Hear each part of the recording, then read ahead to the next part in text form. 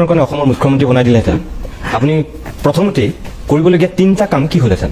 ব্ৰহ্মপুত্ৰখন বান্ধি পেলালেহেঁতেন যাতে বানপানী নহয়। দুই, কণ্ট্ৰল কৰিব লাগিব ব্ৰহ্মপুত্ৰ। প্ৰত্যেক বছৰ এইটো এটা ডাঙৰ যন্ত্ৰণা হৈছে মানুহৰ, আৰু এইটো চৰকাৰে আচলতে খুব চিৰিয়াছলি বস্তুটো গৱেষণা কৰি কেনেকৈ ব্ৰহ্মপুত্ৰ কণ্ট্ৰল কৰিব পাৰি সেইটো আঁচনি ল'ব লাগে আৰু কৰিব লাগে কামটো অতি সোনকালে। দুই নম্বৰ কৰাপশ্যন। তিনি, ঘোষ খোৱা কৰাপশ্যন এইবিলাক বন্ধ কৰিব লাগিব।